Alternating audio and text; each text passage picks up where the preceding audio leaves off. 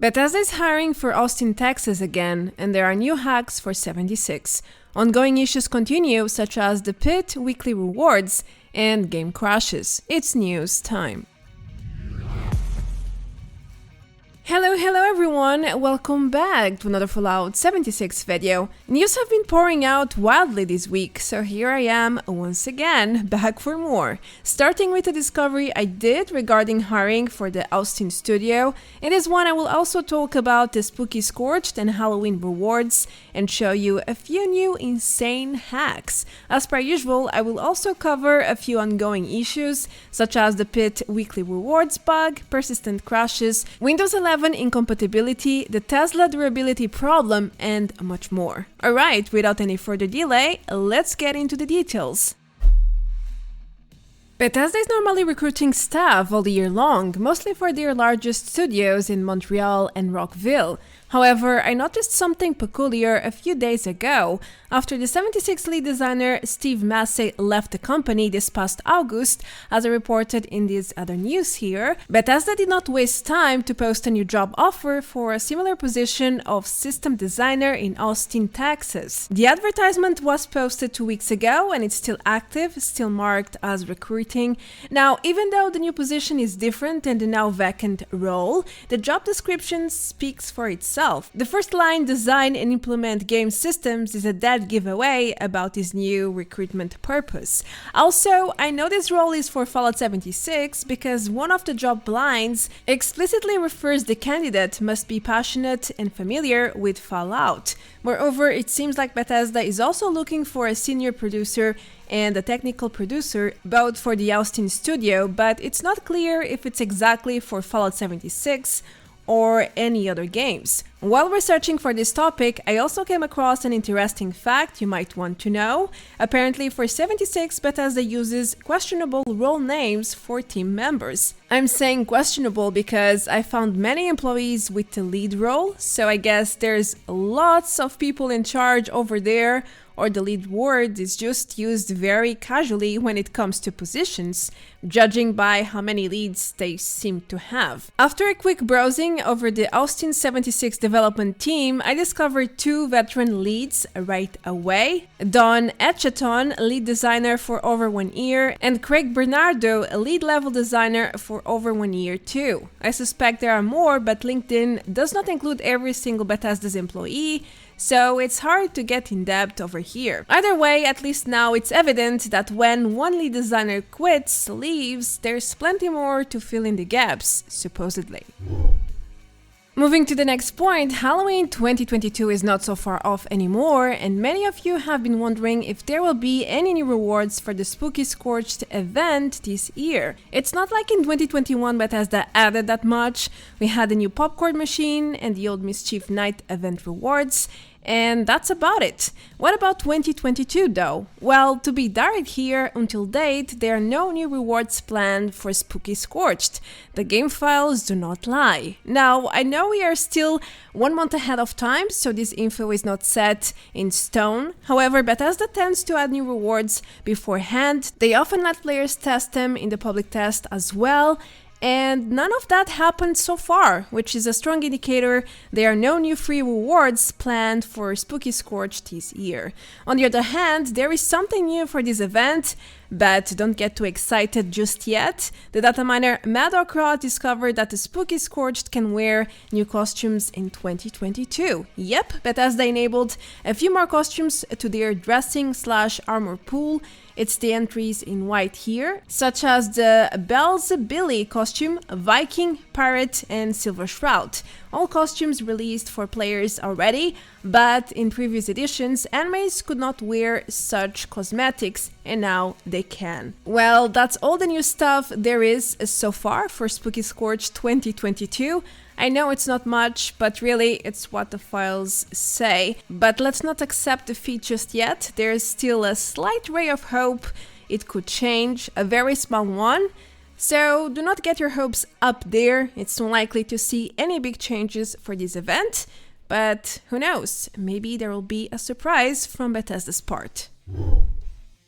Alright, the next news is rather shocking to me because it's about new kill hacks I legit had no idea they existed, even though they have been around for at least a couple of months now. Recently it came to my attention that ErectBan returned to create a few more hacks for 76, and honestly these new hacks are funny. They are still OP as hell, but I mean, look at this. Spin to win, spinning playing a trumpet, while every enemy around you just disintegrates. What is that exactly? I would go as far as saying this is literally a troll hack to mess with Bethesda. Another new cheat they made involves the trebuchet, where players can control the exact angles and throw infinite amounts of charges into anything to achieve total obliteration.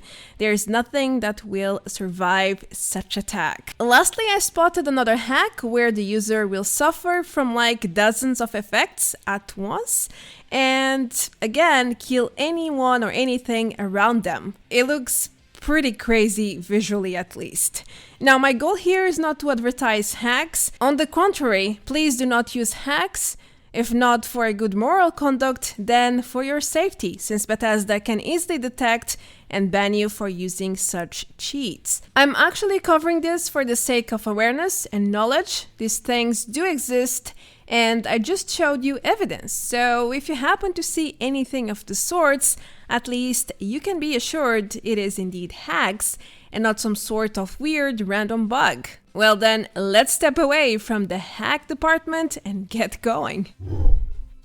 The Pitt weekly rewards have been bugged since the release of Expeditions on September 13, and even though the issue became better over time, this bug is still around. For those not familiar with the issue, it basically prevents you from getting a Rare the Pitt plan when you complete a perfect expedition. It should happen once per week, but currently this rule is not working for everyone the same way. However, this issue is affecting a very small percentage of players than before, at least according to community manager Volseek. In fact, he confirmed the team has been looking into the matter and working on a fix, but for the time being, those affected sort of have to endure it. My suggestion here is to keep trying. Maybe at some point the system will reward you the given plan. It's a bug after all, and bugs can sometimes undo themselves with a fresh run. It's worth trying at least, just saying. Another ongoing issue is regarding game crashes. Many players are still being plagued by this frustrating issue, which can take many forms, from random freezes to an unresponsive game to random crashes or auto-closing. A few days ago, community manager Volseek gave us a small update to confirm the dev team is well aware of the technical issues regarding game crashes, and they have been trying to fix it. But there is no more info regarding a hotfix or anything alike. Let's hope they get to the bottom of the situation very soon, or I'm afraid the crashing problem is going to stay among us for quite a while. Talking about game crashes, the amount of strange errors lately has been out of this world. And I'm not exactly talking about the now common unknown errors or unable to load playlist errors. I'm talking about stuff like this. Failed to get a token, try again later. Like, seriously, is this some sort of inside joke from Bethesda's part? It's almost as if someone changed the standard error to take the piss on players. Ay, caramba, what is that really? There's also this one about unable to load custom game modes, even though the player in question used the given custom world many times before. Random authentication errors are also questioning players' sanity, since we all have to do it through third-party platforms like Steam, Game Pass, and PSN. Lastly, I experienced this error a few days ago, where apparently even other teammates can cause errors for you as a team leader. I legit had never seen this one before, but as I usually say, 76 is a rich world. You are always learning every day, all the time. Moving forward, I recently discovered why I have been suffering from light stutterings every now and then. At first, I thought maybe something is wrong with my new computer. I recently upgraded to these specs, But after testing out in other games, I quickly realized it's not my PC, since I don't lag or stutter anywhere else. After looking into it, I found out many other reports about incompatibility issues between Windows 11 and Fallout 76. So there you go, mystery solved. Apparently, no matter what specs you own, if you upgrade to Windows 11, you are likely to experience performance issues in 76. For no good reason, just because, I don't know. Starting with frequent crashes in full screen mode, thankfully this one can be solved by changing the display mode to window, but there's more, like lag, freezes, and stuttering. Sadly, the latest issues have no real fix, at least from what I read. So in the end, if 76 is your main game, I strongly advise you to stick with Windows 10 to avoid such issues, to, stay safe. At least for the time being. When Windows 11 is a bit more stable, then you should do it. But for now, it's a huge risk to take. Bethesda.net received the services update on September 28, which affected many Bethesda games, including Fallout 76 and its services, like login, social tabs, and the official websites too. Regarding the update itself, it's not clear what has been done. Was it a maintenance sort of update, or was it a hotfix sort of update? Normally, such works have one single purpose: to improve performance at the back end of the system. So it was most likely something in that direction. Now let's talk about Teslas and a possible durability issue. And no, I'm not confirming there is one 100%. However, many players seem to believe something is wrong with this specific weapon. I found dozens of reports across social media, and honestly, the issue is not new. With the last 2 or 3 patches, the Tesla durability has been buggy, FE, among a few other weapons, but players seem to notice it more when it comes to Teslas. Anyhow, I decided to give it a try once again, for science purposes of course. I used this quad ammo Tesla. I started with a full durability bar, as you can see, and I decided to do a full Westech run. However, things didn't go exactly as planned. I used 600 cells and I didn't even get to go underground into the FEV, so the run was incomplete. But look at my Tesla's durability, almost depleted. This means that one Westech run is enough to break my Tesla. Well, more or less. Now, I don't think this is balanced at all or logical in any way possible. I mean, one run takes 5 minutes? If you are quick enough, so having your Tesla breaking every 5 minutes or so doesn't seem realistic or intended. Something must indeed be wrong with it. I haven't seen any official comments about this one, so I cannot tell you for sure if there's yet another issue with durability. But if I had to guess, if you asked me, I would definitely say yes, there is something wrong with it. Alright, the next news is a bit of a curiosity really. Did you know 76 has thousands of sprites, which are basically cartoonish shapes, icons, and characters like vault boys, girls, and all sorts of creatures really. However, many of them are not being used, not at all, as shown in the footage. At least I'm fairly sure these are not being used right now. Feel free to correct me if I'm wrong in the comments below. Overall, such sprites are just there in the game files, resting, sleeping, stuck in the limbo, and that is a shame, as they could be easily turned into something useful, into something nice, like emotes, icons, or even animations for new content. But what do you think? How could Bethesda reuse such content?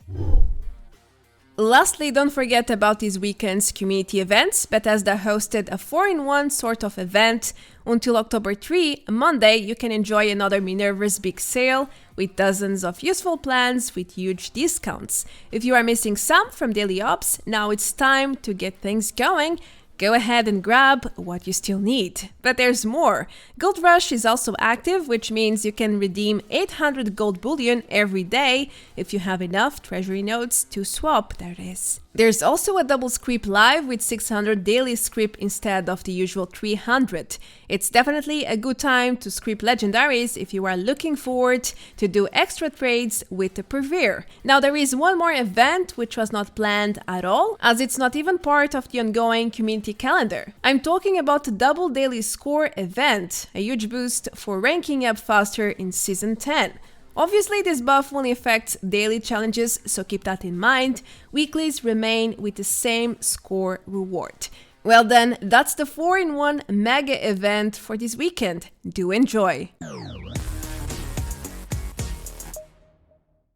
To finish off this news, I selected another bad case of chain by Malignia. Chain, chain, chain everywhere, all over Moonshine Jamboree.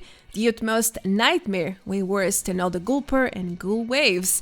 Like such enemies, the chain plague can truly blind you and make you wonder, when will Bethesda fix this eternal visual bug? Maybe one day, hopefully, but quite unlikely at this point in time. Anyway, that's everything I have to report for the time being. Thank you so much for watching. Feel free to leave a like, comment, subscribe, and all of that. A huge shout out to all my dear supporters, members, and patrons. I am Marta Branco, and as always, I will see you all very, very soon in the next video. Until then, take care, adios, bye bye!